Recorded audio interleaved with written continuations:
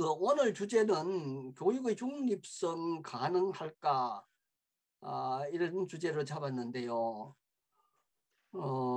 교육의 중립성, 참 말도 많고 탈도 많은 이 헌법을 고치기 전에는 이게 족쇄가 돼가지고 교사들의 눈과 귀와 입을 막는 그런 역할을 지금까지 해오고 있거든요. 근데 도대체 그게 뭐냐? 그리고 특히 우리 강의를 하실 분들은 이 중립성에 대해서는 미리 좀 아시는 게 좋을 것 같다 싶어서 제가 오늘 이런 주제를 잡았습니다. 화면을 크게 해야 보일까요? 크게 안 해도 괜찮을까요? 예, 잘 보입니다. 잘 보입니다. 이렇게 할까요? 어? 네, 이거 교원의 정치적 중립, 이게 왜 나오지?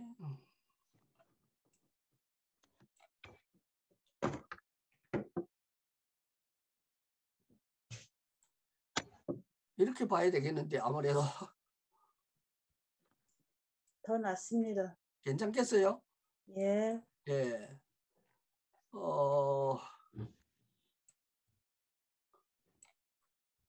교원의 정치적 중립이라는 것은 헌법 제7조에 이제 그렇게 있어요. 공무원은 국민 전체에 대한 봉사자이며 국민에 대하여 책임을 진다.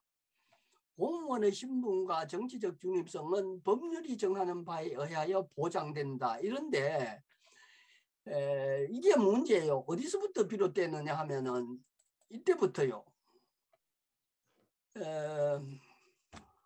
박정희 대통령이 집권하면서 처음으로 개헌한 것이 5차 개헌이죠. 그러니까 1차 개헌은 이승만 1, 2차 발제 개헌과 사사오입 개헌이고 그 다음에 3차, 4차는 4.19 혁명 정부에 의해서 개헌. 그리고 박정희가 1961년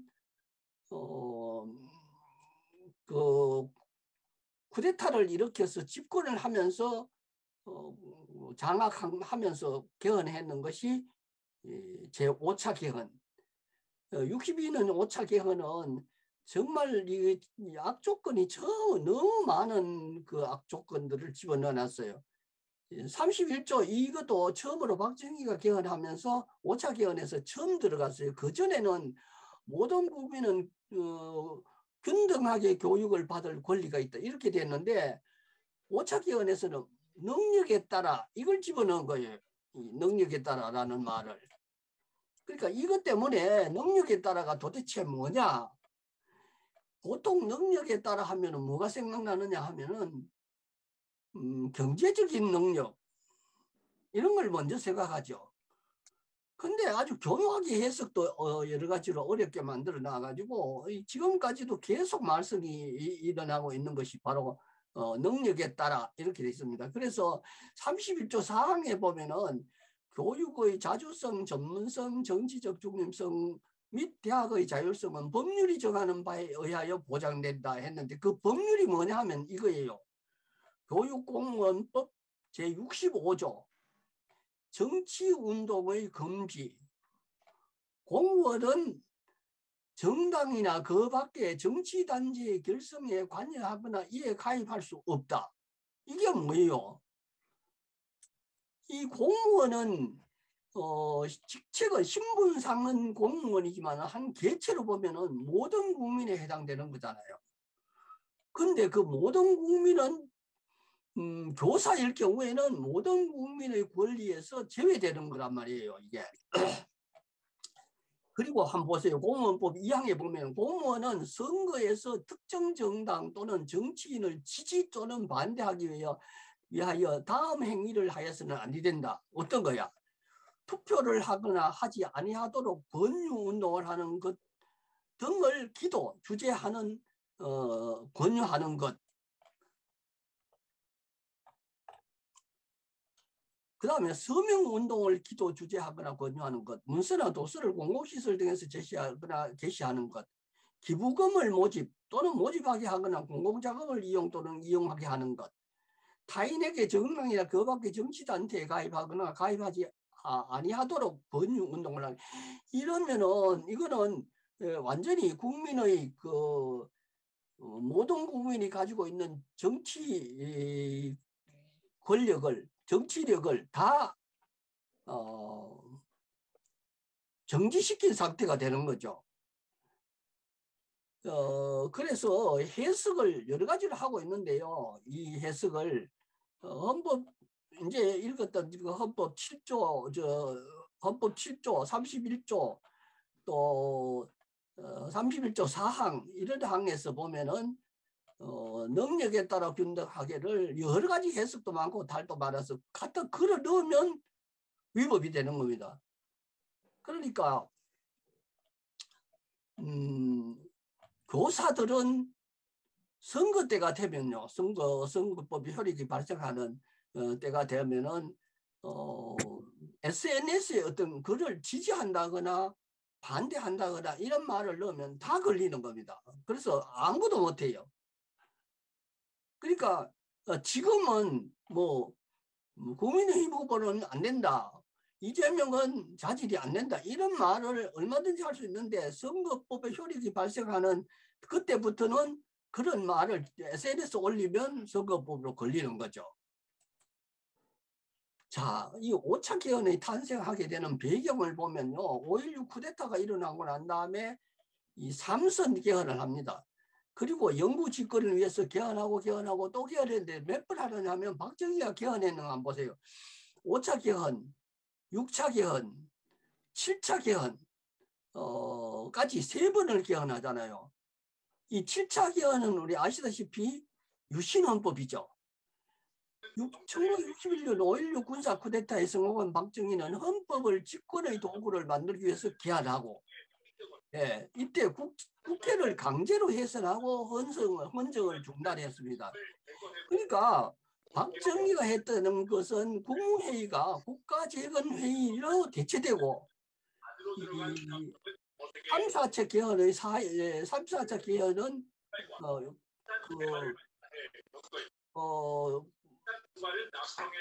4.19에 의해서 개헌한 3, 4차 개헌은 사형선고를 내리는 거랑 마찬가지죠.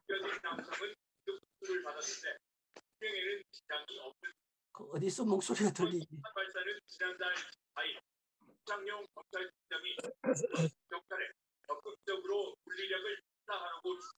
임영 선생님, 신병호 선생님, 저기 음성을 좀 부탁드립니다. 네, 누가 TV를 켜놨는가 모르겠다. 제대로 안 했다고 저번에 그래가지고. 여경 사건은 그 전에 뭐지? 게임하고 끝나지 않았나? 음소거를 좀 임영 선생님 전체 음성을 부탁드립니다.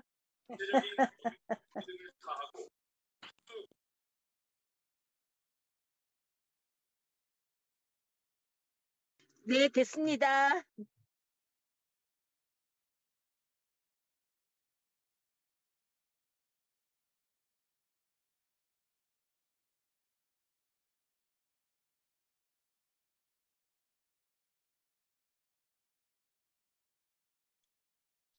김영태 선생님 목소리 안 들려요.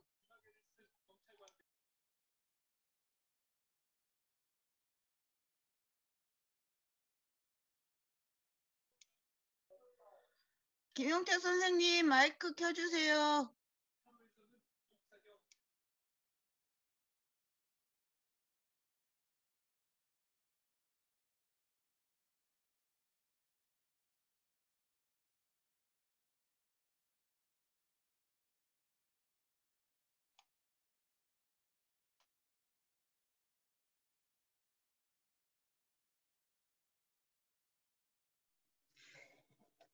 김용택 이사장님, 음소거 푸셔요.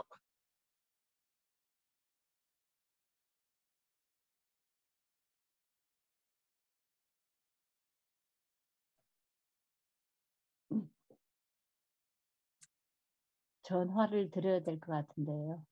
여보세요?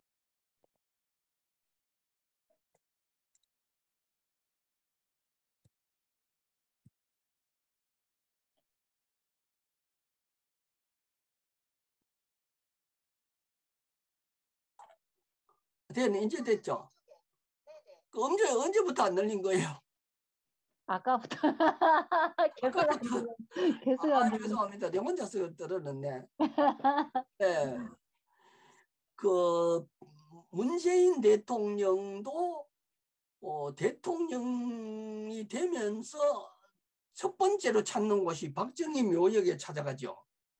또 지금의 여당이나 야당의 대표들도 원내대표나 당대표가 되면 박정희 묘역에 먼저 찾아갑니다. 찾아가서 묘역에 참배하고 이렇게 배우겠습니다. 경제를 살린 대통령이라고 막 이렇게 하는데, 박정희가 한 일을요, 우리가 헌법만 제대로 읽어서 알고 있다면 박정희는 정말 우리나라를 완전히 뒤죽박죽을 만들어놨는 사람이죠. 첫 번째는 헌법을 어겼다. 둘째는 이 경제를 살리는 게 아니고 재벌 중심의 경제로 재벌을 키운 사람이 박정희예요. 그리고 이제 보시다시피 헌법 중에서 영구 집권을 위해서 5.16을 혁명이라고 헌법에 넣고 교과서를 국정교과서로 만들죠.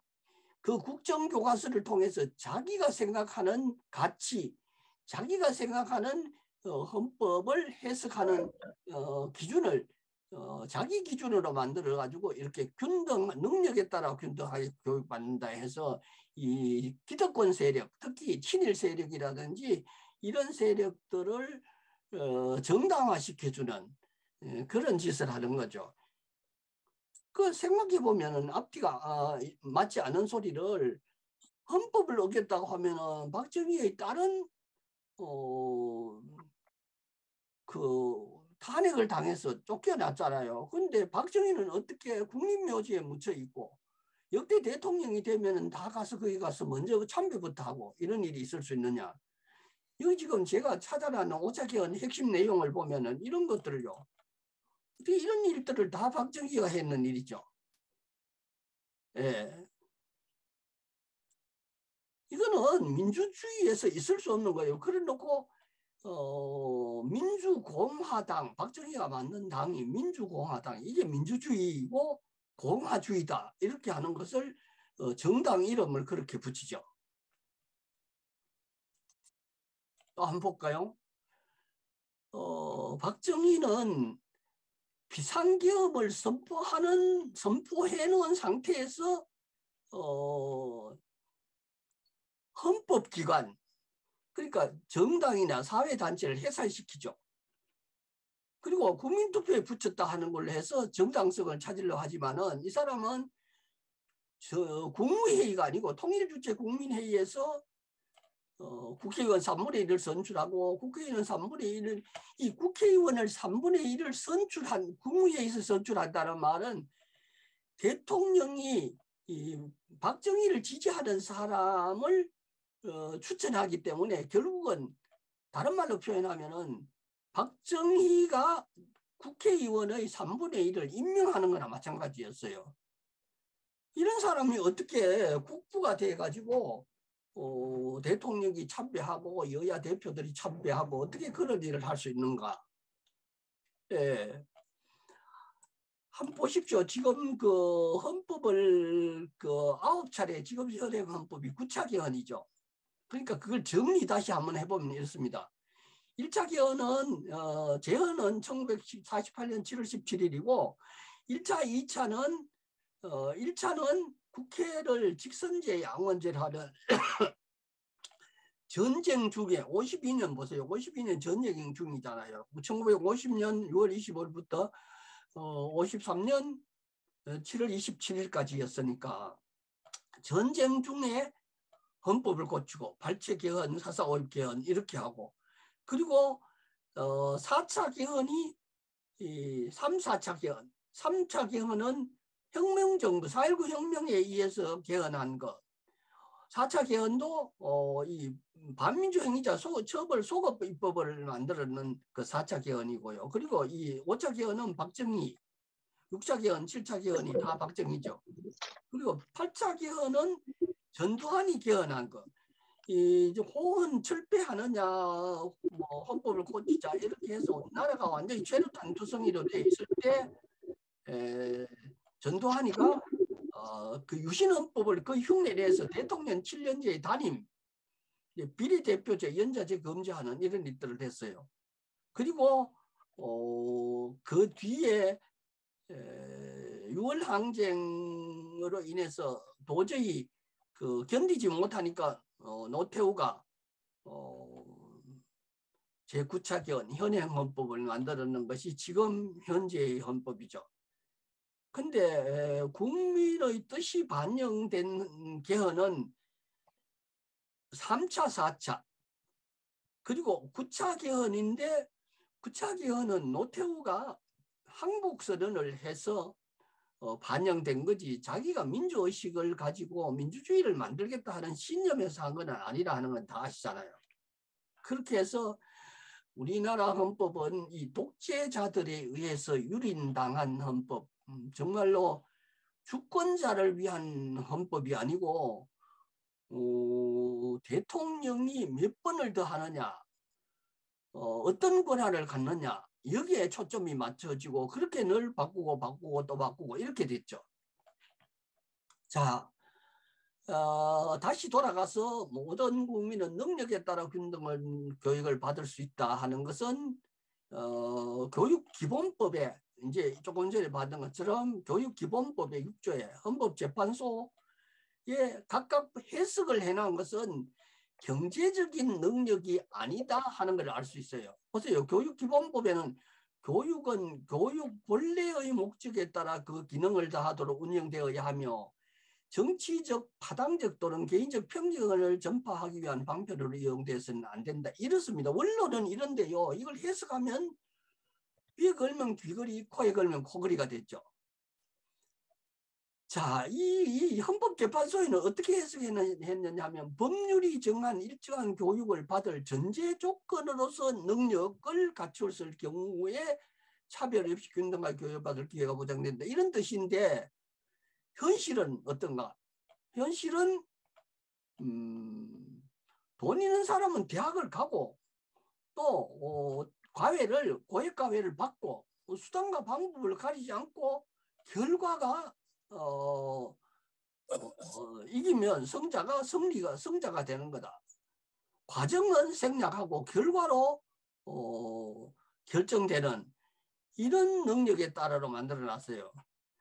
그러니까 지금도 능력이 최근에 보면은 능력이 공정한가 안 한가 그럼 그걸 두고서 참 말이 많죠. 지금 수학능력 고사는 같은 시간에 같은 조건에서 같은 시험지로 문제를 풀어서 등수를 매겼기 때문에 공정하다 이렇게 말하지만은 사실은요 수학능력 고사라 하는 것은 결과에 대한 평등이고 그 금수저는 금수저, 흑수저는 흑수저의 대물림을 정당화시키는 과정이다. 이렇게 보는 사람이 많죠.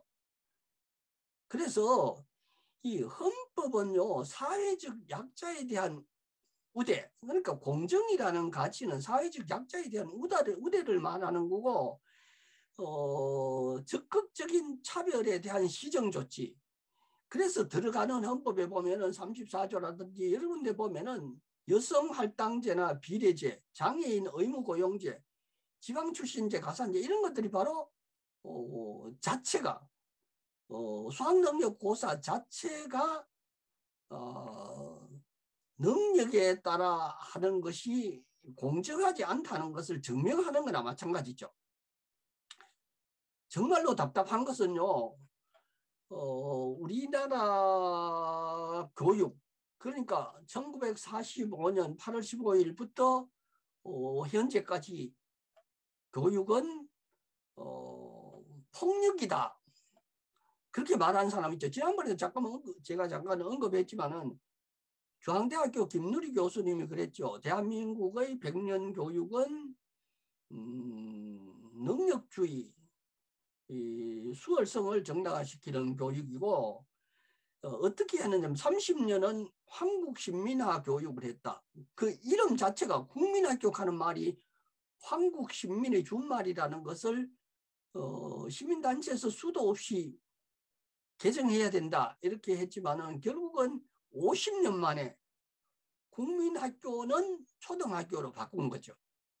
그 이름에서처럼 한국 시민을 길러내는 교육이 30년 동안. 그리고 박정희라든지 이 군사정권 전두환 노태우는 반공투사 교육을, 그러니까 산업전사를 길러내는 교육, 반공투사를 길러내는, 그래서 그때는 전부 반공 이것이 이 국가의 그 국시나 마찬가지였던 시대였었고, 그리고 나머지 현재까지 30년은 인적 자원 교육. 그러니까 우리나라 교육기본부에 보면은 인적 자원을 길러낸다. 또는 대학에서 보면 들어가는 입구에 보면 교문에 인적 자원 이런 말들을 예사로 써요. 이 자원이라는 말을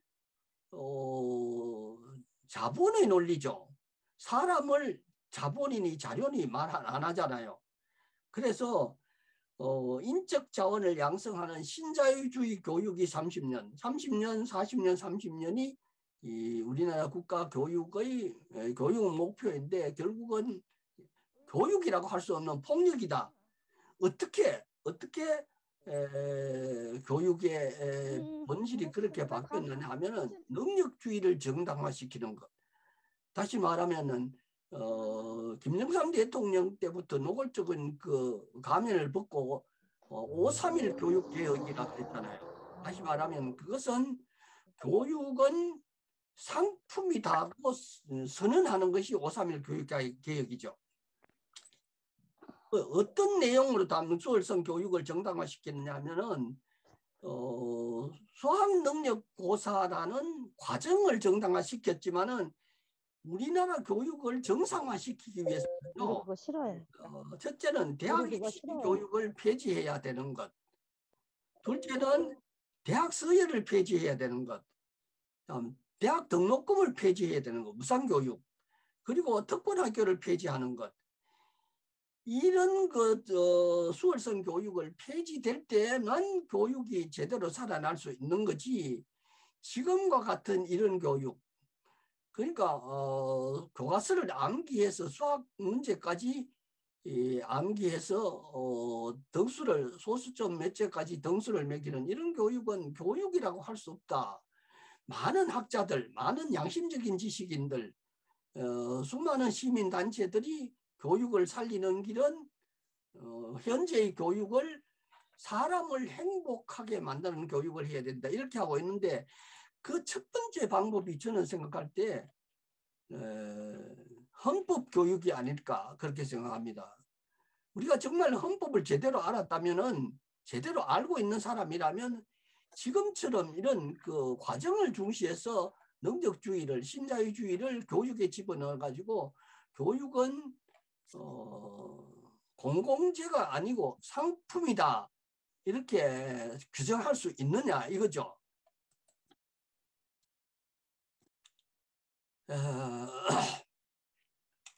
그 교육의 중립성은 여러 군데 지금 헌법 31 처음에 헌법 7조, 31조, 11조 이런 항에 전부 내용들이 다 그 능력에 따라가 아니라는 것을 확실히 해주고 있어요. 그거는 말이 안 되는 이야기인데도 불구하고 박정희가 5차 개헌 때 능력에 따라 교육받은 권리가 있다 이렇게 만들어낸 거죠. 이 문제를 어떻게 풀 것인가? 교사들에게 교사의 정치적인 권력, 교사의 모든 국민이 가지는 권리를 빼앗기고 침묵하게 만드는 그런 교육 현실을 어떻게 바꿀 것인가? 45년 전에 독일의 교육이 그러니까 보이스텔스바흐라는 이 그 약속 계약을 함으로 해서 독일에는 지금도 우리처럼 교육의 정치적 중립이니 연이 아니 뭐 징계시키는 이런 말은 벌써 들어간 지 오래됐어요. 그러니까 독일의 보이테르파흐라는 것은 세 가지 원칙입니다. 첫 번째는 강제성 금지의 원칙, 둘째 논쟁성 유지 원칙, 세 번째 정치적 행위 능력 강화. 이렇게 세 가지를 합의해서 진보와 보수, 여와 야, 시민단체와 정부 이 모든 합의를 이끌어내는 게 보이스텔스라는 그 바흐라는 곳에서 약속이죠. 그래서 뭐냐 하면은 첫 번째 약속인 강제성 금지 원칙은 학생들에게 특정한 이념이나 가치관을 주입하기 위해서 강압적인 정치 교육을 할 수 없다. 이건 상식이에요. 교사들이 이 수업 시간에 정치 수업을 하면서 너희들이 누구 찍어라, 누구는 찍으면 안 된다, 이런 말을 할 수 없잖아요. 근데 이런 것을 억지로 핑계를 대가지고 이 색깔이 들었는 좌경 용공 색깔이 들었는 선생이 아이들을 망치고 있다, 막 이렇게 하고 있잖아요. 두 번째는 논쟁성 유지 원칙. 사회에서 논쟁이 진행되는 사안에 대해서는 수업에도 논쟁 상황과 각 입장이 고루 드러나도록 해야 된다. 저는 이걸 그 수업 시간에 늘 이야기를 했어요. 사실은 정치가 뭐냐 따지면 그냥 이론상으로는 정치란 뭐 어떤 것이다 이렇게 하는 것이 풀이하지만은 우리가 살아있는 것 자체가 다 정치죠. 밥을 먹는 것, 길을 가는 것, 또 사람들과 만나는 것, 세금을 내려고 경제 행위를 하고 선거를 하고 투표를 하고 이런 모든 행위들은 다 정치잖아요. 정치를 빼놓고는 있을 수 없잖아요. 무슨 이야기냐면은 우리가 슈퍼마켓에 가서 뭐 물건을 하나 사더라도 거기는 다 가격이 붙잖아요. 그 가격은 바로 우리 헌법에 물가 조정이라는 그런 원칙에서 가격을 조정하고 이렇잖아요. 그리고 세 번째 보이텔스바흐의 세 번째 원칙이 합의가 정치적 행위 능력을 강화한다. 학생들에게 정치 상황과 이해관계를 고려해 학생들이 스스로 시민 역량을 기를 수 있도록 해야 된다. 이거 못하면 교육이 아니죠. 학생들이 정치의식을 갖도록 하는 것, 학생들에게 민주의식을 갖도록 하는 것, 그걸 빼고 어떻게 교육이라는 게 가능하겠습니까? 그 말은 다른 말로 말하면은 교사는 정치에 침묵하라 이런 말이나 다름없어요. 다른 나라에 한번 보세요. 독일은 이제 보이스텔스바흐에 따라서 중립적인 토론 수업을 진행하고 있고, 영국은 교육법 등을 통해서 편향적인 정치 수업을 금지한다. 스위스는 5년 동안 각 교육자치단체 간의 합의에 의해서 국민투표로서 합의를 이끌어내고, 핀란드는 10년 주기로 교육과정 개정, 광범위한 의견수는 이런 식으로 원칙을 다 정해놓고 교사들에게 침묵하도록 하는 그런 일들은 안 하고 있죠. 우리 선생님들 중에서요, 특히 인문계 선생님, 사회과 선생님은 과목이 뭔가 한번 보십시오. 여러분들 학교에서 배웠던 일반 사회 과목, 그 다음에 한국사, 그 다음에 도덕 또는 윤리, 시민윤리와 인간사회의 환경, 윤리와 사상, 전통윤리, 한국지리, 세계지리, 경제지리, 한국 근현대사, 세계사, 법과정치, 경제, 사회문화, 이 과목들이에요. 우리 학교에서 사회 선생님들이 가르쳐야 하는 과목들인데 여기서 정치를 이야기하지 마라. 그러면 이 가르치지 말라는 말과 뭐가 다릅니까? 시민단체를 민주시민을 기를 수가 없도록 입을 다물으란 말이나 마찬가지예요. 그래서 만약에 선생님들이 자기가 만든 교과서, 교환을 자기가 만들면 그걸 수업 시간 중에 활용하면은 징계를 받는 거예요. 저는 그런 걸 만들어서 실제로 했는데 나중에 보여드릴게요.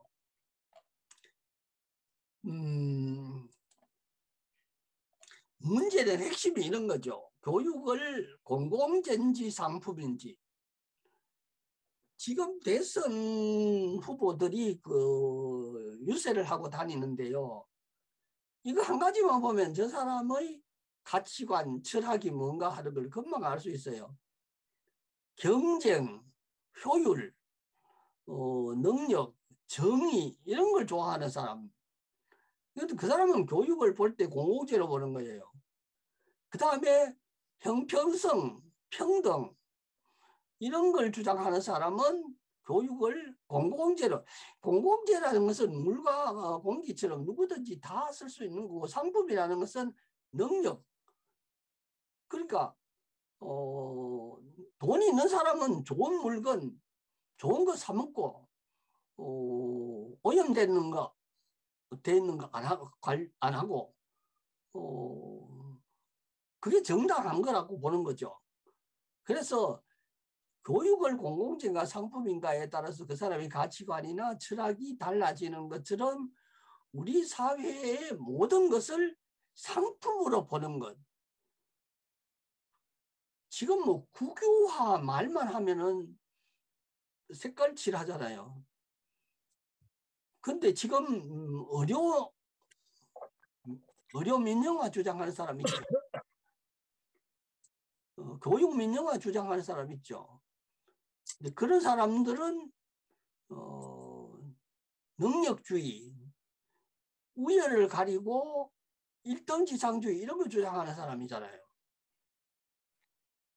이게 우리 헌법에서부터 지금 개헌된 헌법이 상대적으로 괜찮다고 말들 하고 있지만 사실은 우리 헌법 중에서 악재가 너무 많이 들어가 있어서 이 개헌을 할 때는 반드시 개정해야 되는, 지금 많은 시민단체 중에서 개헌을 하지 않으면 안 된다. 특히 개헌해야 하는 내용 중에서 이런 여러 가지 교육의 공공재로 본다든지 하는 이런 그 내용부터 담겨 있어야 된다고 주장하고 있는 겁니다. 그러니까 이 사람들은 교육이란 물과 공기처럼 모든 국민에게 동등한 교육을 받을 수 있도록 권리가 보장되는 무상교육, 대학 평준화가 실시되어야 된다. 이렇게 요구하고 있죠. 네. 상품이라고 보는 사람들은 이런 이야기 하면은 이 사람은 틀림없는 수요자 중심의 교육, 상품이다. 교육의 시장화 정책, 수요자 중심의 교육 이런 걸 주장하니까 이 사람들의 철학은 교육을 상품으로 보는 거죠. 이건 지난번에도 제가 예를 들어서 말씀을 드렸는데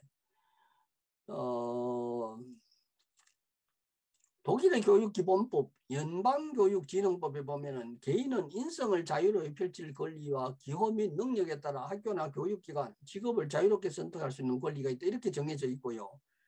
물과 공기처럼 모든 국민에게 동등하게 교육을 받을 수 있는 권리가 보장되는 무상교육, 대학 평준화가 시행되고 있다. 이게 교육의 공공재죠. 근데 우리는 지금 어떠냐 하면은 정말 이거 김누리 교수가 이야기했는 것처럼 교육을 상품화해서 일등지상주의, 능력주의, 그게 수학능력 교사라는 과정을 통해서 결과를 정당화시키는. 여기 지금 KBS 2에서 이 초청 강연을 했을 때 이게 어디 특집으로 만들어졌는 것 같은가 저걸 본인이 또 있습니다.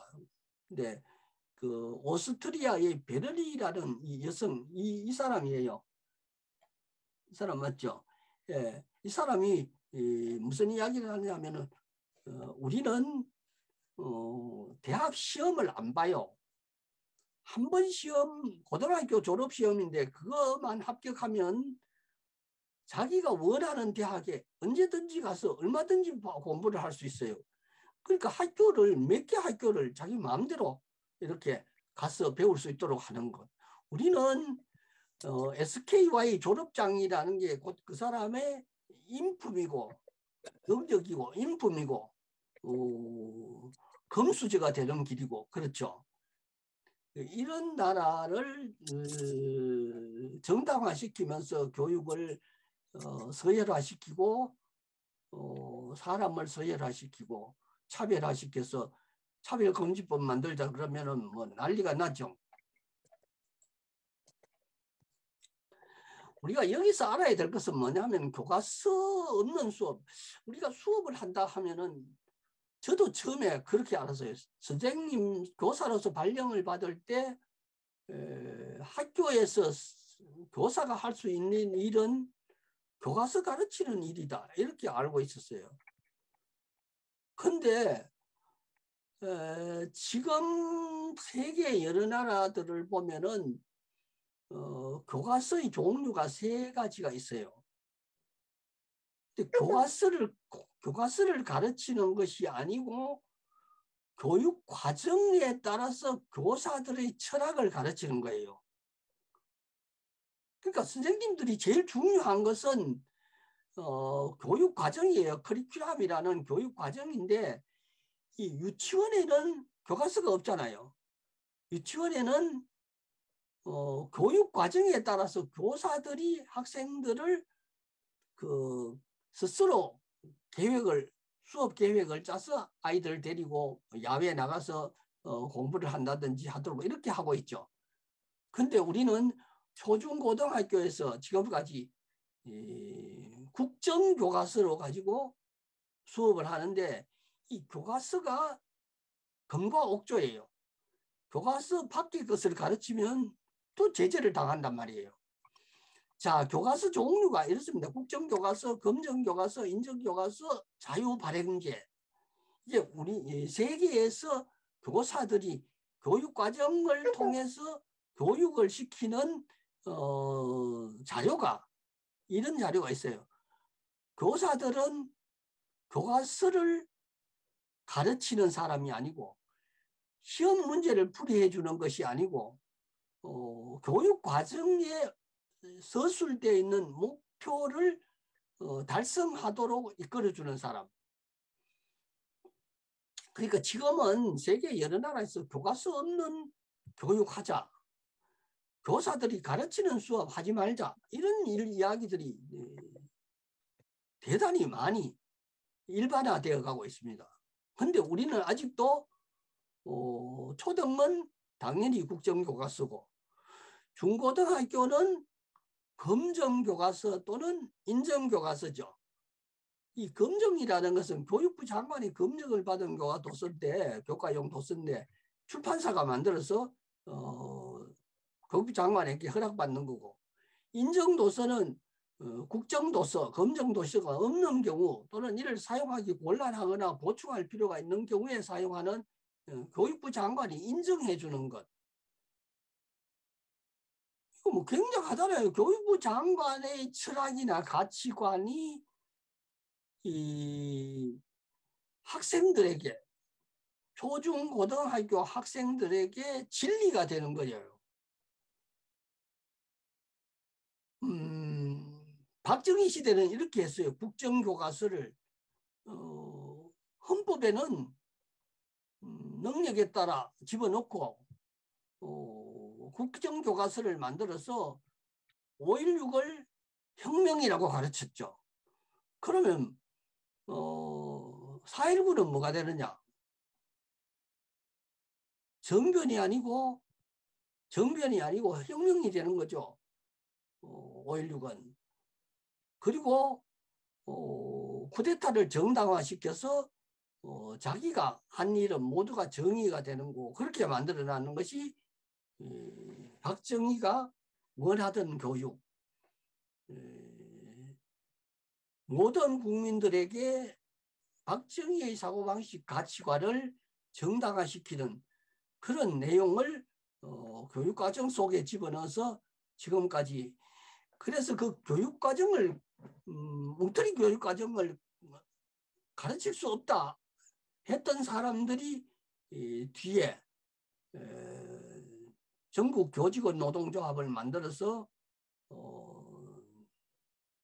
노동조합을 만들어야 되겠다. 개인이 주장하면은 빨갱이로 처벌받아야 되기 때문에 그래서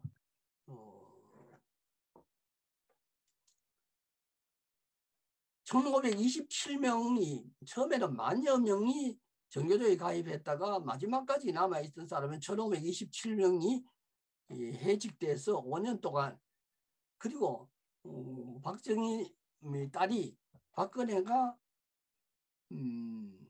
국정교과서를 가르쳐야 된다. 우리는 그 국정교과서에 교육 5.16을 혁명이라고 가르칠 수 없다. 이런 걸 비롯해서 국정교과서를 반대했는 사람들을 교단에서 몰아내고 그런 폭력을 저질렀죠. 지금까지도 논란이 되고 있고, 정교조 교사들은 미움받고 살아야 하는 사람, 특히 이런 사람들의 생각과 가치관이나 철학을 2세 국민들에게 가르쳐주면 안 된다 하는 위기의식을 느끼는 사람들이 바로 그 사람들이죠. 이랬습니다. 제가 교사가 만든 자료를 수업 시간에 사용하면은 처벌받았죠. 징계를 받았죠. 그래서 저는 마산여상이라는 학교에 근무하면서 이 자료를 만들었어요. 이게 어떤 내용이야 하면은 분단 시대의 개막, 국도의 분단, 민주주의의 발전 이런 식으로 쭉 그 목차를 만들어가 안에 내용이 들어있는데 이 자료는 당연히 이 가르치면 큰일 날 이야기죠. 저는 두 가지 관점을 동시에 학생들에게 다 가르치자. 그러면 역사를 가르치면서 과거 진보와 보수 다 가르쳐 보자. 예를 들어서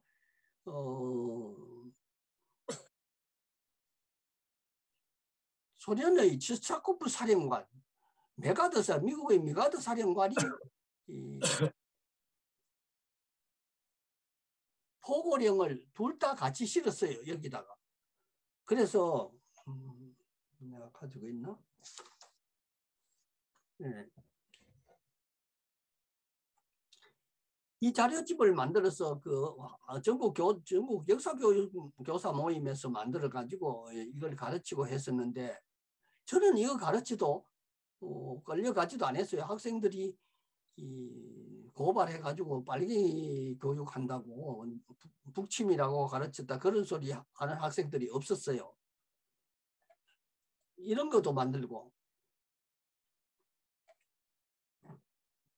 여기 내용에 보면은 이런 겁니다. 앞에 이제 현대사 자료집에는 역사만 있었지만은 저는 이제 이런 최초의 날, 최후의 날, 목적이 있는 삶이란 어떤 삶이냐, 이런 내용을 좀, 이거는 일단은 내용을 보면은 좀 철학적인 의미, 그러니까 사람들이 살아가는데 필요한 가치관, 생각, 철학을 학생들에게 가르치자 하는 뜻에서 이름을 아주 훈화 자료라고, 훈화하는 말이 아주 영 듣기 싫은 말이지만은 보수들은 이의를 달 수 없도록 이런 자료를 만들어 가지고 수업에 활용하기도 했어요.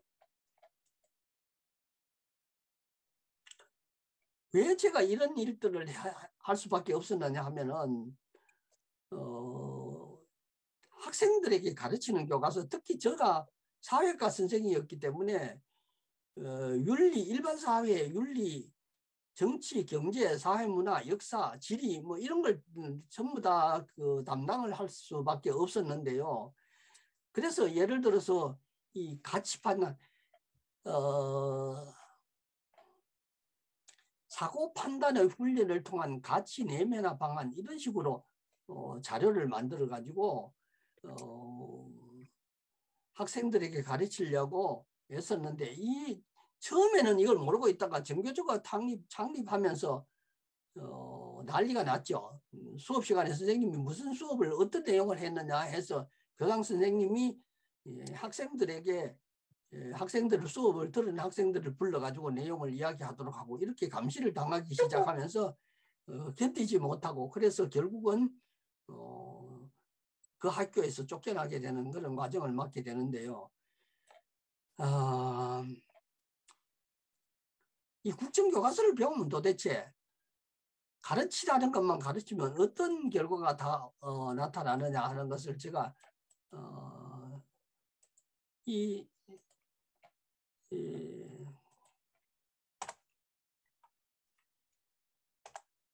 이게 안 되네.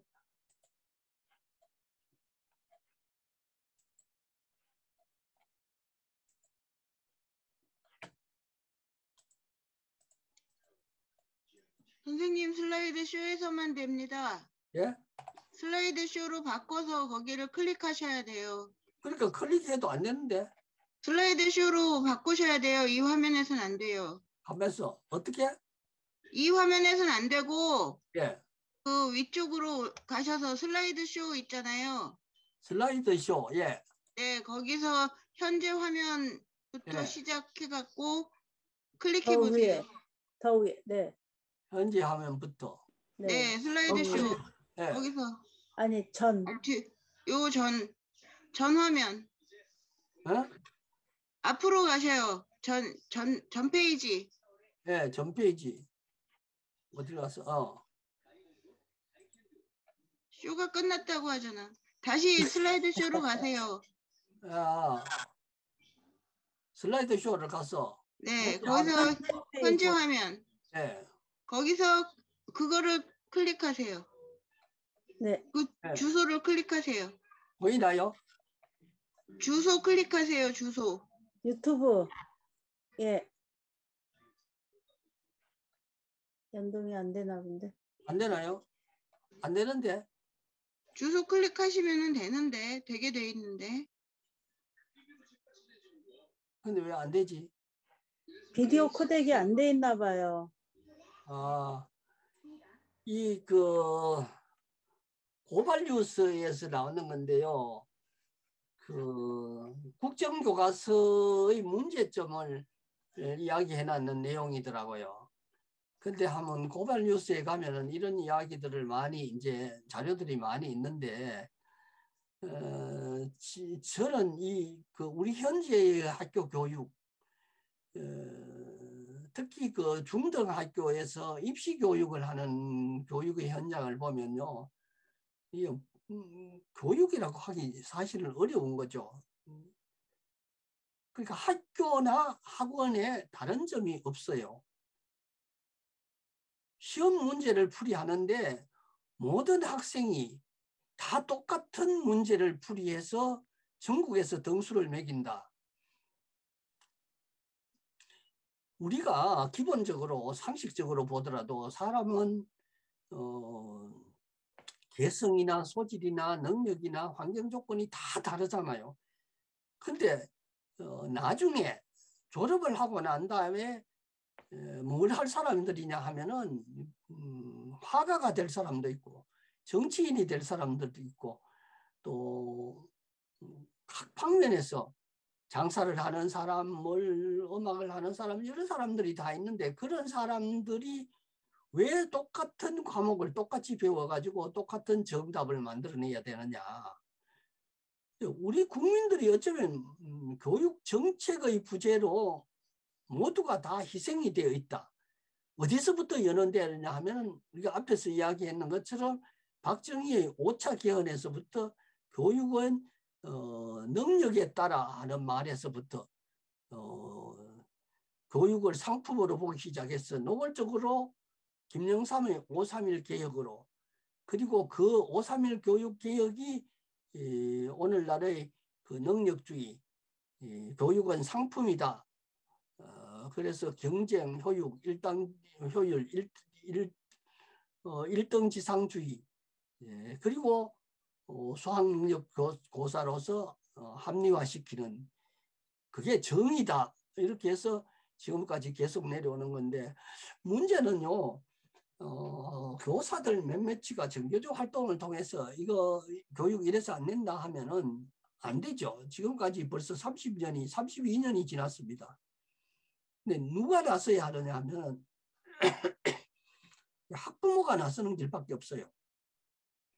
그런데 학부모들은 어떤 생각을 하느냐 하면은 내 아이도 열심히 하면은 교사도 될 수 있고 변호사도 될 수 있고 판검사도 될 수 있다 하는 이런 희망을 가지게 되는 거죠. 조금만 더 노력하면 된다. 그래서 엄마들이 끝없는 희생, 무슨 일을 해서라도 내 자식이 대학에만 갈 수 있다면 해서 어머니들이 희생을 당하고 절에 가서 빌고 교회에 가서 빌고 그렇게 해서 지금까지 계속되어 오는 겁니다. 앞으로도 그렇게 계속될 수밖에 없죠. 근데 언제까지 이렇게 할 것인가, 누가 할 것인가, 이런 문제는 지금 우리가 교육을 하는 사람들, 특히 이 부모들이 해야 할 일이 아닌가 그런 생각을 하는데 좀 답답합니다. 방법들이 어떻게 하면 될까? 한번 이야기를 한번 해볼까요? 지금부터. 이빈파 선생님 열심히 하시는데 어떻게 선생님의 경우에는 우리 교육이 어떻게 하면 살아날 수 있을 거라고 생각했어요? 엄소거 풀고 한번 말씀해 보세요. 예. 말씀하신 대로 직접 그 행동해야 되는 게 학부모고 학생이 주체가 돼야 될 것 같습니다.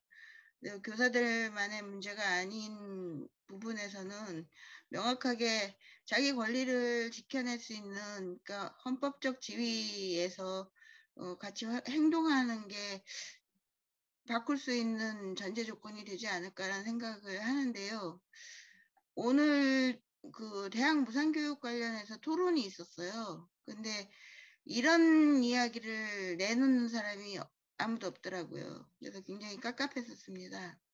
그래서 실제 그 교육이라는 거를 국가 책임의 개념에서 모든 학생이 다 대학에 목을 걸고 가는 위치니까 그 부분에서 학부모들이 먼저 그 좀 인지를 하고 이런 것들을 요구를 해야 되는데 여전히 그 경쟁과 서열에 그 집착하면서 자기 아이들을 이 폭력 세계에 내몰고 가고 있는 부분들이 아주 안타까웠어요.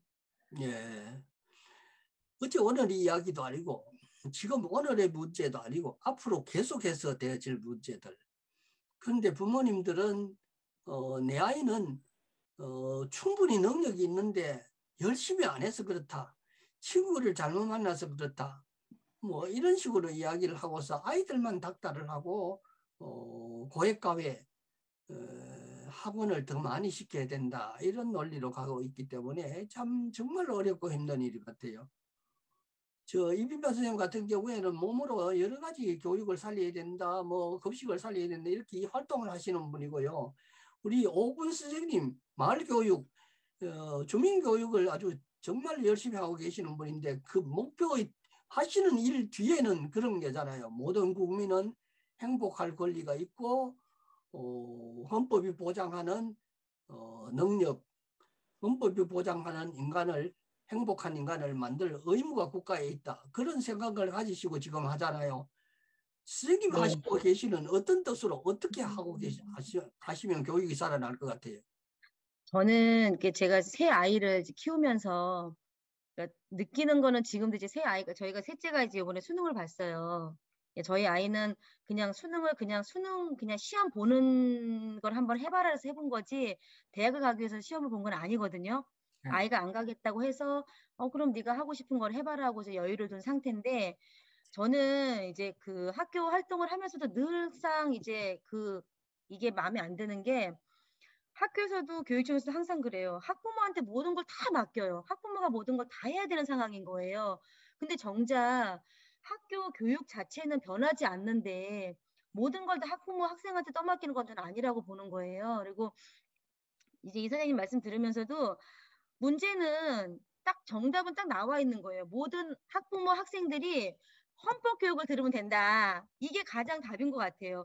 내가 학교에서 아닌 걸 아니라 할 수 있고 학부모가 학교 안에서 이건 잘못된 거 아니냐 하고 이야기할 수 있는 이런 분위기가 된다고 하면은 이 교육 분위기가 바뀌지 않을까라는 생각이 드는 거예요. 근데 누구도 그걸 못해요. 왜냐하면 내 아이가 학교를 다니는 이상은 학교에 아이가 볼문 거예요. 교육청이 학교에 말을 못해요. 담임한테도 마찬가지고. 이 분위기가 바뀌기 위해서는 아이도 우리 지금 돌봄에 오는 아이들이 학원을 가기 싫은데 말을 못하는 거예요. 엄마한테. 놀고 싶은데 말을 못하는 거예요. 엄마가 가라 그러면 그거 따라가는데 엄마한테 이렇게 이야기를 한번 해봐. 네 말을 네 의사를 얘기를 해봐 했더니 엄마가 안 들어요. 이렇게 얘기를 하더라고. 모든 아이들이 그래요. 그러니까 아이조차도 집안에서 자기의 의사표를 전혀 못하는 상황인 거고 부모도 그런 걸 모르기 때문에 하는 거고 저도 물론 아이를 키울 때 누구도 이걸 안 가르쳐줬어요. 저한테. 민주적인 방식으로 아이를 키워야 되는 거고 아이의 이야기를 들어줘야 되는 이거 저 못 배웠거든요. 근데 지금 부모들도 그렇단 말이에요. 그렇기 때문에 우선은 가정이 그러니까 뭐 학부모가 바뀌고 아이가 바뀌는 것도 맞지만 학교랑 같이 저는 삼위일체 그러니까 학교, 교육, 학부모, 학생, 마을까지 모두가 바뀌어서 하나의 이 한 고리로 골라간다면 이게 이 시스템 자체가 바뀌지 않을 수 없다라고 생각을 해요. 근데 그러기 위해서는 헌법을 배워야 되겠죠? 네. 예, 제가 내 느끼는 게 아이가 그래요, 지금. 예. 그러면 이제 무슨 뭐가 필요하냐 하면 내 아이가 손해 볼 수 없다. 피해자가 될 수 없다. 이런 생각하잖아요. 그죠? 예, 근데요, 제가 이제 제 아이가 이런 상황, 이러니까 제가 불안한 감이 없지는 않아요. 솔직하게 약간은 불안한 감이 있어요. 그럼에도 불구하고 너를 믿고, 그래, 그 기간을 내가 기다려볼게 라고 하는 거지, 이거를 모든 부모가 다 이렇게 기다려주고 여유 갖고 하기는 힘들다라는 거죠. 그래서, 아, 이게 참 저도 약간의 좀 이렇게 갈림길에 있는데, 우선은 아이를 믿고 아이가 하고 싶은 걸 해봐라 하고 여유를 주고 있는데, 한쪽 면은 약간 불안한 감이 없지 않아 있어요. 저도. 예. 그 그게 아마, 대학이 망해야 된다. 이런 이야기들이 요즘 많이 나오잖아요. 예. 대학 거부, 뭐 가방권 없는 아이들 뭐 어쩌고 이런 이야기들을 하는데 그 지금은 중학교, 고등학교 검정고시나 대학 검정고시를 쳐가지고 얼마든지 대학 갈 수도 있잖아요. 그리고 그렇죠. 실제로 그 야간이나 뭐 이런 여러 군데 학점 인정제 같은 것도 있고 하기 때문에 충분히 이 중고등학교를 다니지 않고 또는 대학도 가지 않고도 얼마든지 대학 졸업장을 받을 수 있잖아요. 그죠? 근데 그렇죠. 뭐 인류대학 나왔다고 지금 그 기록부에 인사기록 카드에 적혀가 불이익을 주거나 그렇게는 노골적으로 못 하잖아요. 예. 그러니까 저는 대학에 대해서는 의미를 크게 안 두는 사람이거든요. 대학이라는 거는 내가 진짜 하고 싶은 공부가 있을 때 가는 거지, 그거를 하나의 뭐를 그냥 증서를 읽기 위해서 가는 건 저는 아니라 보기 때문에 아이가 공부를 하고 싶으면 하는 거고, 아이가 뭘 하고 싶으면 그거를 저희가 밀어주고 지지해 주는 게 제 의무라고 생각을 해요. 그래서 그걸 하는데도 불구하고 지금 이 수능 끝나니까 엄마들이 모이잖아요. 그럼 다 이제 그런 얘기가 다 하니까 이게 말하다가 내가 낄 자리가 딱 이게 없어지더라고요. 그래서 아, 이런 거에서 되게 좀 약간의 소외감이 느낀다라는 생각이 들긴 하지만, 그래도 이게 아이가 원하는 게 그걸 지지해 주는 게 내 몫이다 생각을 하기 때문에 저는 이제 좀 약간 좀 하긴 하는데, 대부분의 부모님들이 되게 불안해 하세요. 아이가 그게 정규 코스잖아요. 고등학교 졸업하면 수능 보고 대학교 가고 이게 정규 코스니까 그거에 대해서 되게 많이, 그러니까 다른 거를 안 보시는 것 같아요, 어머님들이. 근데 그래서 지금 조금 약간, 학부모들 중에는요, 학교에서 가르치는 것은 진리다. 예, 대학을 나오면 공부를 하면은 훌륭한 사람이 될 수 있다. 이런 네, 생각을 하잖아요. 그죠? 그래서 이제 국정교과서 맞아요. 이야기가 나왔는데 이거 학교에서 공부하는 것은 다 옳은 것이고 학교를 다녀야 훌륭한 사람이 될 수 있다. 교과서는 전부 진리만 담겨 있다. 진실만 담겨 있다. 이렇게 하죠. 그래서 이 그렇죠. 생각을 안 받아요. 제가 학교 운영위원 교사위원을 정년 퇴임할 때까지 거의 계속 했거든요. 했는데 보면 가장 학부모들이요, 교장 선생님이나 선생님에게 내 아이가 지키면 안 된다 이런 생각을 너무 많이 가지고 있는 것 같아요. 근데 바른 말을 부모도 못 해요. 마찬가지예요. 예. 그렇죠. 바른 말을 못 하죠. 선생님, 예. 제가 그냥 지난 제 아이 키운 얘기 중에 한 부분이 지금 생각이 나는데요. 학부모가 바뀐다는 게 그게 참 쉬운 일이 아닌 것 같습니다. 그렇죠. 아이가 그러니까 뭐 어찌 하다 보니 제가 강남에서 아이들을 다 키웠어요. 예. 그러니까 막 뭐 강남하고 막 이렇게 하는 그곳에서 저는 버티는 강남인이었는데, 아이들이 다 거기서 초등학교부터 고등학교까지 나왔는데, 큰 아이가 중학교 1, 2학년 때 반장을 했어요. 예. 제가 학교에 한 번도 간 적이 없습니다. 그랬는데 중학교 2학년 때 선생님, 모르는 전화가 온 거예요. 그때는 아마도 이거 뭐지? 이거 뭐 핸드폰이 막 나오기 얼마 안 됐을 겁니다. 삐삐를 많이 사용하고 뭐 이랬을 텐데 전화 와서 받으니까 항의 전화가 온 거예요. 왜 지금도 그런지 모르겠는데 남자는 반장, 여자는 부반장 이렇게 했잖아요. 예. 부반장 엄마가 전화를 한 거예요. 왜 학교 일에 이렇게 관여 안 하고 지원하지 않을 거면서 아이가 어떻게 반장이 됐느냐 이렇게 항의 전화가 왔어요. 한 번도 학교를 간 적도 없고 그때만 해도 그 강남은 막 아이들 반장 선거하려면 뭐 엄마들이 뭐 치킨 사주고 뭐 사주고 막 그런 거를 하던 때였는데 저는 회사 생활을 하다 보니 한 번도 간 적이 없습니다. 그래서 듣고 보니 미안은 하지만 학교 이게 뭐가 안 돌아간대. 그래서 뭐가 안 돌아갑니까? 그랬더니 봄소풍을 가는데 선생님 봄소풍 갔다 오면 선생님 그 먹거리 같이 싸가지고 가야 되고 봄소풍에 그 다음에 갔다 와서 뭐지 사우나 가시게끔 뭔가 이렇게 맞아요. 예. 지원을 해줘야 되는데 이런 협의를 도대체 반장 엄마가 없으니 누구랑 하냐는 거예요. 그래서 어떻게 이렇게 반장을 하시게 했냐고 그래서 제가 뭐라 그랬냐면 자 금전적으로 필요한 거는 제가 도움을 드릴 수 있습니다. 그랬어. 진짜 단적으로 그랬어요. 두 번째 이 반장은 제가 하라고 해서 된 게 아니다. 아이가 스스로 된 거지. 이거에 대해서 엄마가 무슨 책임을 져야 되냐 이랬어요. 진짜 그때 무슨 배짱으로 그랬는지 몰라. 그렇게 하고 나서 그래 좋아 그러면 그 다음에 반장 안 되면 그뿐이지 그러고 말아버렸어요. 근데 그게 평생에 남는 거예요. 그 학교 안 갔습니다. 그러고도 안 갔어요. 근데 돈 보내라 소리 안 하더라고요. 그러니까 아마도 아이가 조금 멋쩍었을 수는 있겠어요. 그 소풍 가는데 다른 엄마들은 뭐 먹을 거 싸들고 와갖고 선생님 상을 저쪽에서 따로 차려주는데 이거 뭐 나름대로 앞에서 통솔 뭐 뭔가를 하고 있는 놈이 부모도 안 나타나지. 근데 선생님이 그렇게 미워하지 않았던 것 같아요. 우리 애를.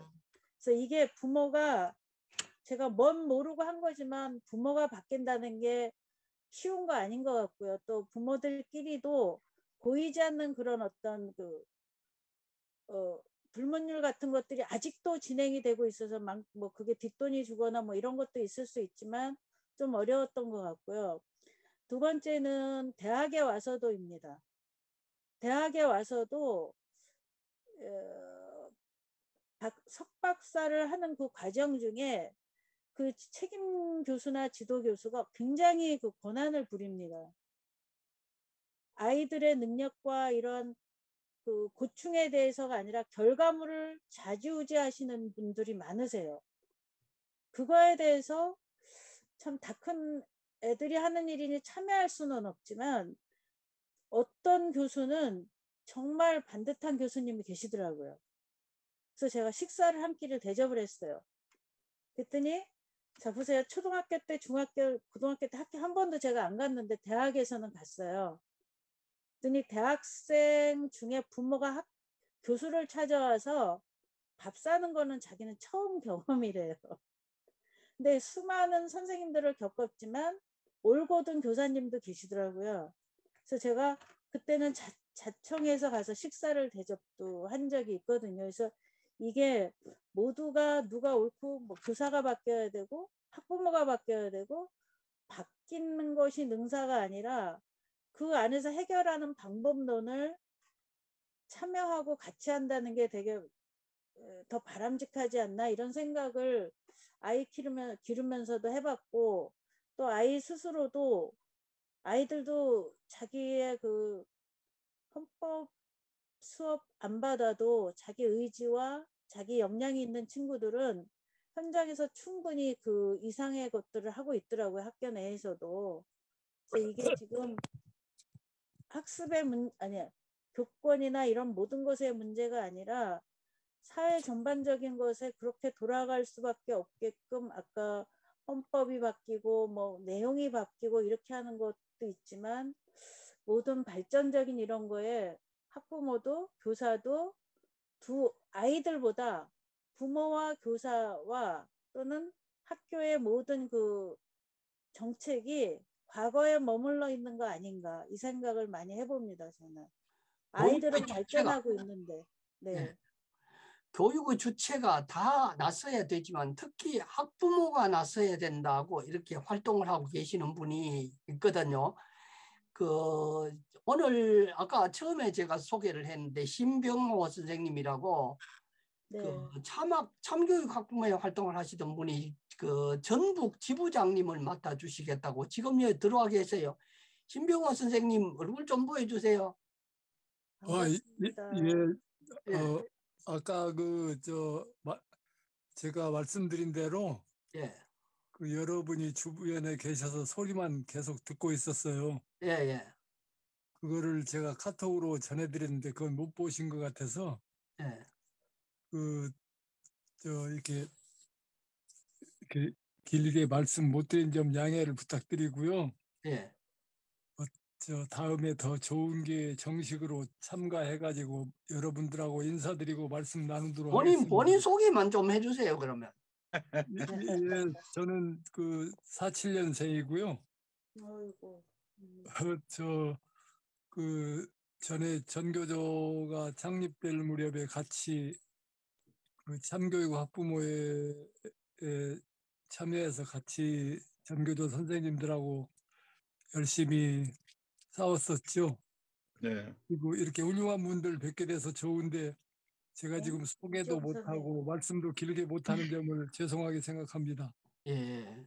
그럼 다음에 가장 좀 많이 하고 오셔가지고 얼굴도 좀 예. 보여주시고 그렇게 예, 그렇게 하겠습니다. 예. 예. 지금은 그냥 주변에 사람들이 있어서 이 정도로 인사만 아. 드리겠습니다. 예. 반갑습니다. 감사합니다. 예. 전국 안녕히 지부를 계십시오. 맡아서 활동을 해주시겠다고 해서 우리 헌법 읽기는 한주 힘이 납니다. 지금 계시는 곳은 완주에 계십니다. 전북 완주에. 오. 예. 그리고 지금 뭐 사회가 바뀌어야 된다고 박명숙 선생님은 사회가 바뀌어야 된다 하면서 막 솔직히 가정의 주부들이 이제 뭐 자녀 교육이나 집의 일들을 제껴놓고 이 사회 바뀐다고 쫓아 나와서 활동하시는 분이 많지는 않거든요. 근데 참 저분이 어떻게 저렇게 할 수 있는가 정말 참 놀랄 정도로 하고 계시는 박명수 선생님 왜 그렇게 뛰어다니세요? 말씀해 보세요. 강원 지부장입니다. 삼척 계시는 분. 저는 이제 그런 생각을 해봐요. 이전에 김유리 선생님 그 교수님 강의를 들을 때도 저는 이 교육이라는 게 학부모들이나 이제 그 당사자 분들의 어떤 그런 뭐 변화된 마음이나 뭐 이게 인식 바뀌는 것도 중요하지만 저는 그 교육 이 정책이라는 게 국가적인 차원에서 어떤 개혁이 일어나지 않으면은 그게 대한민국 미래가 없다. 저는 그렇게 생각을 하거든요. 그래서 이게 교육 정책이 지금 우리나라처럼 정말 교육이라고는 발도 담가보지도 못한 그런 무지한 사람들이 앞에서 교육 정책을 한다고 앞에 나서 있는 그 자체도 저는 문제라고 생각하고요. 그래서 이제 저는 이 교육만큼은 정말 교육 전문가들이 좀 자리에서 털고 나와서 정치권으로 나와야 된다고 생각을 하고 있어요. 근데 지금 이제 우리나라는 그런 상황이 이제 되지도 않고 있는데, 그래서 정말 그 교육 관련된 정책 어떤 그 전문가들이 나와서 그분들의 어떤 진짜 경험이나 이런 것들을 의해서 그 정책을 펴나갈 때 뭔가 사회적인 전반에서 변화가 생겨야 어떤 법령도 제정을 하게 되고 또 그런 것들이 체계적으로 갖춰 나갈 때 이게 변화가 되는 거지. 우리 학부형들이 그다음에 뭐 학교에서 뭐 교사들이 아무리 발버둥을 쳐도 이거는 기본적인 뭔가가 이게 흔들리지 않은 한 저는 개혁 변화는 없다고 생각을 하거든요. 그러니까 저 같은 경우에도 사실은 이제 뭐 영랑호 때문에 나서기는 됐지만 제가 이제는 활동을 좀 다니다 보니까 어떤 뭐 사회적인 뭐 차별 금지법 뭐 제정이라든가 그다음에 중대재해 뭐 기업처벌법 그다음에 뭐 퀴어 문제 소수자들 이런 문제들이 이제는 이전에는 제가 다른 사람들이 하겠지 다른 사람들 하면 되지 내가 그 불편한데 왜 다니지? 이런 것들이 용납이 안 되고 내가 나가서 뛰지 않으면은 저게 바뀌지 않을 거라는 생각을 저는 정확하게 하고 있어요. 그래서 내가 좀 몸이 불편하고 힘들더라도 내가 나가서 소리를 내고 피켓을 들고 움직일 때 어떤 이런 조그마한 것들이 어떤 효과 흔들림이 시작이 돼서 좀 더 점차적으로 사회적으로 커나가고 나중에 어떤 정말 좋은 정책으로 바뀌지 않을까 이런 희망을 좀 가지고 있거든요. 그래서 제가 그 이제 희망이라는 걸 항상 생각을 하는데 그래서 제 마음속에서 이제 희망을 이렇게 끄지 않기 위해서 계속적으로 단련을 하고 나가는 거예요. 그래서 이거는 행동하지 않으면 아무리 좋은 생각이나 정책들이 있어도 이게 변화될 수 없다. 그래서 나라도 행동을 하자. 그리고 내가 행동을 하지 않으면 내 스스로에게 너무 부끄럽고 그런 것들을 제가 아직 극복을 못하고 있기 때문에 몸이라도 나가서 뛰자. 그런 마음으로 계속 돌아다니고 있어요. 그게 제 현재 제 일이에요. 생각이에요. 아이고 고맙습니다. 훌륭하십니다. 선생님처럼 정말 그렇게 살면은 뭐 금방 바뀔 건데 전부 다 내 아이가 조금 손해 볼 수 있다. 내 아이만 열심히 하면은 뭐 다 SKY도 나가고 뭐 방업사 변호사도 할 수 있다. 이런 생각들이 사회 변화를 더디게 하고 있는 것 같아요. 우리 그 정교조 해직 교사 중에서 그 교장 선생님이 별로 없거든요. 그 지금은 정교조 출신들이 교장으로 많이 나가고 지금 초빙 교장제가 생겨가지고 교사들도 교장으로 가고 이렇게 하는데 교장 선생님 출신 해직 교사 있어요. 여기 우리 그 이주영 이사님 교육 문제 선생님은 교육적인 관점에서 교장 선생님 생활을 몇 년 했죠. 그래도 그 하시고 정년퇴임 했잖아요. 아니요, 전 정년 아니고 명퇴를 했죠. 예. 몸이 안 좋아서. 어쨌든 전교조 조합원을 유지하면서 일단 행정직에 올라간 건 제가 처음이죠. 그렇죠. 예. 그래서 교장 선생님, 사실은요, 우리 학교에서 보면은 아이들도 무슨 생각하느냐 하면은 그 선생님보다는 주임교사보다는 교감보다는 교장이 더 훌륭한 사람이라고 이렇게 생각하죠. 사회적 지위가 그 사람의 인품이라고 생각하는 가치관이 그래서 선생님들은 제 옆에 이거 박순걸 선생님 옆에 계시지만은 교감 선생님이시거든요. 그러니까 저는 교장이나 교감이나 뭐 장학사나 장학관이 많이 되는 게 좋기는 한데 개인의 출세를 위해서 된다는 것은 정말 의미도 없고요. 그래서는 안 된다고 생각하는데 좀 진짜 특별한 사람이 박순걸 선생님은요. 교감이 저래 고생하려고 교감할 건 아니거든요. 목에 힘주고 대접받고 이렇게 하려고 어려운 과정을 통과시켜서 교감하는데 교감이 더 힘들게 사는 박순걸 선생님 그렇게 살면 어때요?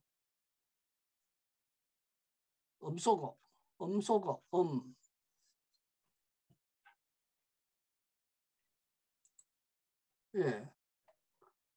음소거 해제하시고요. 예. 예. 이게 뭐 자리가 중요한 게 아니라 좀 자리에 대한 그 생각이 중요하다 생각하지 않기 때문에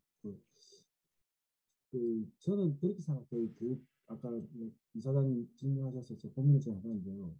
대한민국 교육이 이게 입시에서 자유로울 수가 없잖아요. 이게 참 가슴 아픈데 저는 최저임금이 올라가면 저절로 해결된다고 보거든요. 최저임금이 올라가고 대학이 임금을 보장해 주지 않으면 그러면 저는 저절로 해결되지 않을까 생각하고 아까 전에 또 박명수 선생님 말씀처럼 이게 지금 국회에 있는 우리가 입법이 아주 중요하기 때문에 국회에 있는 교육위원들을 보시면 그 교사 출신이 거의 없거든요. 전부 다 뭐 정치 그죠. 이게 국회가 가장 큰 문제가 뭐냐면 그 초중고를 나오고 대학을 안 나온 사람들 있잖아요. 다 교육 전문가인 줄 알아요, 자기들이. 그래서 뭐 제일 그냥 만만한 게 국회 교육위원. 그러니까 국회 교육위원은 하면은 그냥 뭐 다 교육의 전문가가 돼가지고 마치 자기들이 대한민국 교육을 그냥 이렇게 좌지우지하고 있잖아요. 이게 저는 또 그것도 큰 문제라고 생각이 들고 학력의 개념도 좀 바뀌어야 되지 않겠냐 생각이 들거든요. 미분적분이 문제를 잘 풀면은 이 수학 문제를 잘 푸는 아이가 정말 진정한 국가의 미래가 되느냐. 도대체 우리가 생각하는 진정한 학력이 뭘까? 또 어떤 학생을 국가의 미래로 생각해야 되느냐. 여기 학력에 대한 개념이 바뀌지 않으면 좀 어렵다. 근데 또 제가 그런 생각을 해보긴 했는데도 또 가슴 아픈 게 학력의 개념을 바꾸고 또 어떻게 하더라도 또 기득권에 유리하게 입시 제도가 바뀌더라고요. 어떻게든 찾아내야 할 때는 되게 영어가 초등학교 교과목에 들어오는 것처럼 하여튼 기득권에 유리하게 계속 이렇게 제도가 바뀌거든요. 그래서 저는 여러 가지 고민을 좀 해봤는데 아까 그 이사장님 말씀처럼 결과가 아니고 가정에 더 충실할 수 있도록 가정이 더 빛이 날 수 있도록 이렇게 출발을 맞춰줘야 하는데 솔직히 또 노무현 대통령 계실 때 이제 노구청 전형이라는 게 많이 확대가 됐었거든요. 출발점을 맞추고 그러니까 경제적 약자와 취약계층에 대한 배려들이 입시에 좀 더 많이 확대되고 반영되지 않겠느냐 이게 이제 기득권이 안 돌려고 하니까 여러 가지 생각이 선거도 잘해야 될 것 같고 뭐 이제 교육위원들도 잘 봐야 될 것 같고 최저임금도 올라가야 되겠고 여러 가지 생각들이 있는데 어디서부터 실타래를 풀어야 될지 저도 잘 모르겠어요. 그래서 저는 이사장님 같은 분이 좀 교육부 장관 한번 해주셨으면 하는 오래오래 건강하게 살아주셨으면 좋겠다는 생각이 들어요. 아이고 지위와 역할의 불일치. 우리 뭐 지금 그 차별금지법 만들자고 지금 막 야단인데도 지금 안 되지만은 문제는요. 지금 사람들의 생각들, 가치관이 정말로 안 바뀌면 우리 세상에 희망이 없다고 생각을 합니까? 그 일들을 누가 하느냐 하면은 우리 앞서 나가는 길 좀 껴있는 사람들, 현실을 볼 수 있는 분들이 좀, 특히 저는 헌법 읽기 운동 하시는 분들이 앞에 나서시면 세상은 조금씩 바뀔 수 있다고 생각하거든요. 그러나 그 과정에서는 본인이라든지 자녀들이 희생을 당해야 하고 어려움을 겪어야 되지만은 그 결과는 내 아이들이 아닌 모든 아이들이 다 행복해져야 내 아이도 결국은 행복해질 수 있다. 그런 생각이 들고요. 어떻게 해요? 지금 시간이 거의 다 됐는데 꼭 이야기하고 싶으신 분 있으세요? 윤태규 선생님 한 말씀 해주시죠. 저는 뭐 이야기할 게 별로 없는데 아까 그 서건자 선생님이 아이가 반장할 때 그때 괜찮다 이야기하려니까 기침 나네. 그때 선생 노릇 했는 사람이 접니다. 제가 그 선생 노릇 했거든요. 그때요. 죄송합니다. 아니요. 그게 당연히 그때 막 그렇습니다. 그런데 그거 정도는 이제는 해결되는 것 같고 일산학교에 저는 무슨 이야기를 하고 싶나 하면은 그 이명박 정부 때지 그때 그 교육부 차관이라는 사람이 그 PPT를 만들어가 전국을 돌면서 PPT 제일 앞에 뭐라고 내세웠나 하면은 내 정확한 그 낱말은 완전히 그대로 기억 안 나는데 내용은 이렇습니다. 교육으로서 가난을 해결하자. 교육으로서 가난을 극복하자 하여튼 그런 내용입니다. 그걸 가장 앞세워 놓고 이제 이야기를 했어요. 어떻게 그대로 보니까 그 내용은 뒤에 건 놔두더라도 그 앞에 그 제목만 보고 어떻습니까? 교육은 뭐예요? 잘 먹고 잘 살기 위해서 하는 거죠. 그렇습니다. 그래서 제가 그때 그 강의를 듣고 거기서 즉석에서 그 질문을 했습니다. 교육의 이념이 뭐며 홍익인간은 도대체 뭐며 한 40년 동안에 선생님이 했는 게 참 처참한 그 생각이 든다. 그 잘 먹고 잘 살게 하기 위해서 그렇게 경쟁을 하게 되고 그거는 차라리 사교육이 그렇지 않겠나 공교육보다가 그런 이야기를 했던 기억이 납니다. 예, 그리고 그러니까 그 잘 살고 잘 먹고 잘 입고 하기 위해서는 어떻게 해야 됩니까? 공부를 많이 해야 되죠. 머리 터지게 공부를 해야 되지 않습니까? 그러니까 교육의 가치라는 게 그렇게 정부에서 그렇게 내세우더라고요. 그런 게 그게 지금은 그걸 내세우지 않더라도 사실은 다 그런 거예요. 사실은 바탕이 그렇게 돼 있습니다. 그렇게 교육의 문제가 안 될 수가 없는 거죠. 예, 혹시나 여기에 계시는 분이 초등학교 교육 목표가 제가 초등학교 선생했으니까 교육 목표가 뭔지 아십니까? 예, 혹시나 학부모님들 뭐 거의 이렇게 하셨을 텐데 초등학교 교육 목표는 기본 생활 습관 형성입니다. 그렇게 딱 명시가 돼 있어요. 예, 공부하는 습관 기르는 곳이에요. 공부하는 태도, 공부하는 습관.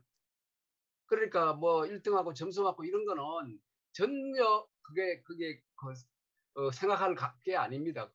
공부하는 습관을 기르자 하는 거예요. 그럼 습관은 언제 길러집니까? 반복해야 길러지죠. 반복은 어떨 때 됩니까? 재미있어야 반복하죠. 그렇죠. 예, 재미가 있어야 됩니다. 그래서 점수가 문제가 얼마나 많이 우리 아이가 점수가 많이 맞는가? 이건 초등부 교육 빵집입니다. 그래가지고 나중에 그래서 초등학교 때부터 교실에 공부 잘하는 누가 잘하는 아이들끼리 이렇게 저들끼리 리그를 하고 못하는 놈은 만날 쳐져가고 요새 뭐 차별금지법 교실에 차별이 없어야 됩니다. 특히 초등학교 왜냐하면 습관 기르는 곳에는 공부 자기 나름대로 습관 기르가는 거예요. 재미를 바탕으로.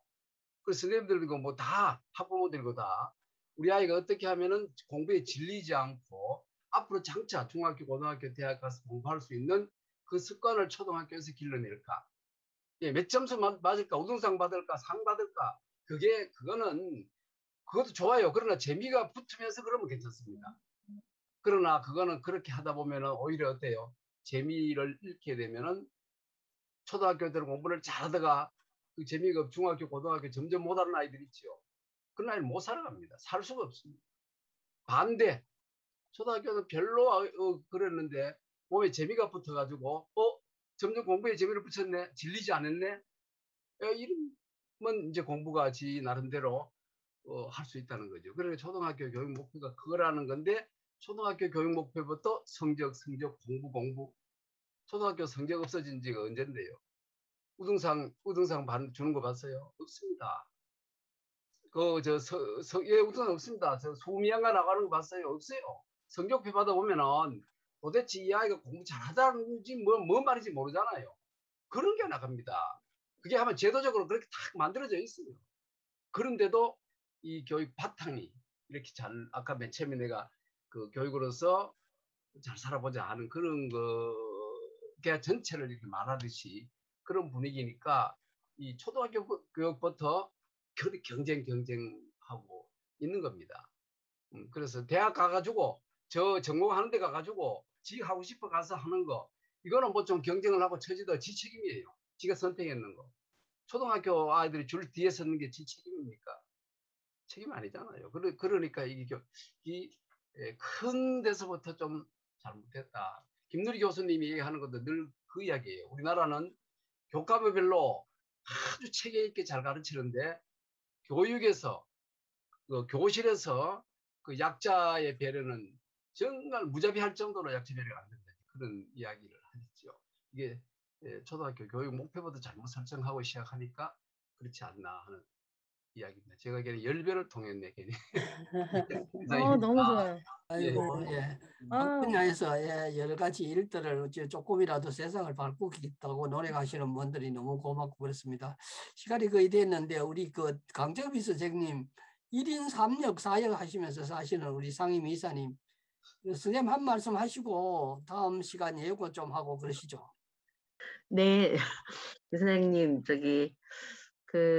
다음 주는 저희가 매월 두 번은 김용택 이사장님의 헌법 조항에 따른 헌법 가치 개념 이런 것들을 지금 공부하고 있고요. 그 다음에 격주로 해서 그 헌법 강의 스킬 교육을 지금 하고 있습니다. 다음 주는 이제 명확하게 다시 확인해서 공지를 할 텐데요. 박인희 이사님이 아마 헌법 스킬 강의를 해주실 것 같습니다. 다음 주에 뵙도록 하겠습니다. 예. 오늘 수고했습니다. 예, 오늘 수고하셨습니다. 마치겠습니다. 선생님들 네, 수고하셨고요. 감사합니다. 네. 감사합니다. 감사합니다. 예. 상해들도 잘 가시고요. 미영쌤 수고했어요. 수고하셨습니다. 수고 많으셨습니다. 애쓰셨습니다. 이창원 쌤 얼굴 가리셨다가 이제 끝나고 난 다음에 나타나셨다. 네, 오늘 바빴습니다. 얼굴을 가려놓으니까 다들이 좀 그런데 우리 그 보여드리고 얼굴 보이고 끝내야 되겠네. 이러면. 애쓰셨습니다. 예, 아, 얼굴이 갑자기 나타나셨어. 예. 아, 수고. 예, 안녕하세요, 김미사님. 아, 이 김은미 선생님도 이제 나타나셨다. 네, 다음번에는 시간 맞춰서 잘 들어오도록 하겠습니다. 감사합니다. 반갑습니다. 예, 반갑습니다. 감사합니다. 고우시네. 이주영 쌤은 제주도까지 가셔가지고 이제 뭐 하시던 일 다 끝났습니까? 저요? 예. 아유, 지금 계속 해야죠. 지금 하고 있어요. 아니, 해주께서 백서 만드는 거. 예, 그 백서는 이제 거의 초안은 다 됐죠. 아직 멀었어요. 초안은 되는데 이제부터가 일이죠. 원고 다시 줄여야 되고 또 기타 원고 총론 뭐 전부 다 정리를 해야 되니까요. 아이고. 이제부터 진짜 일이죠. 지금까지 뭐 선생님 만드는 자료가 영화나 제발 하나 합시다. 영화를 만들어야 효과가 좀 더 클 건데. 영화도 지금 몇 분한테 얘기는 해놨어요. 영화 감독들하고 네. 그 명필님 이은 대표한테도 말해놓고 그러는데 그게 이제 뭐 딱 와야 되는 거죠. 딱 와야 되는 거지 뭐 우리 돈으로 영화를 만들 수는 없잖아요. 우리가 그래 돈 없으니까. 예. 영화 한 편 최소 도전하려면 100억 원 넘게 갖고 있어야 도전해야 되는 건데. 이주영 선생님 눈여기면 해내실 것 같아요. 소설도 좀 나와야 되고 뭐 여러 가지 이제 일단 예술적으로도 나와야죠. 예, 아이고 다들 고생하십니다. 예, 어쨌든 코로나 조심하시고 지금은 너무 걱정입니다. 다들 조심하시고요. 예. 그래서 지금 아마 전태일 연극도 코로나 때문에 지금 아주 죽을 맛입니다. 아 그래요. 연극을 하는데 오프라인 연극을 다 만들어서 지금 작년처럼 20군데 순회 공연을 하기로 다 예약을 해놨는데 그렇죠. 코로나 때문에 학생들 온다는 게 전부 다 지금 끝나니까 그렇죠. 예. 완전히 빚더미에 안 깨졌어요. 전 올해 저래 아이고. 예, 종부세 빚더미, 연극 빚더미 지금. 아이고 아이고. 애쓰십니다. 근데 전태일 지금 그 명필님에서 만화 전태일도 나왔는데 영화는 잘 만들었어요. 아 지금 원래 다음 이번 주 원래 개봉하려고 했는데 이것 때문에 지금 미루고 있습니다. 뭐 하여튼 이미영 선생님 한 번도 안 빠지시고 열심히 정말 좀 참 고마워요. 분인데 맞아요. 고생하십니다. 예. 너무 예뻐요. 예, 너무 애쓰시고 예. 이제 뭐 얼마 안 남았으니까 마무리는 해야 안 되겠습니까? 하고 난 다음에 이제 예. 그래요. 감사합니다. 예, 다 편히 애쓰셨습니다. 주십시오. 네네. 예. 나가보겠습니다. 예. 다음 오옥분 선생 나갔나? 저 그러고 보니까 나갔었네. 아 거기 뭐 도서실에 책을 좀 빌려 했더니. 아, 네, 그럼 예, 잘 쉬세요. 그럼. 예, 편히 쉬십시오. 네. 예. 안녕하겠습니다.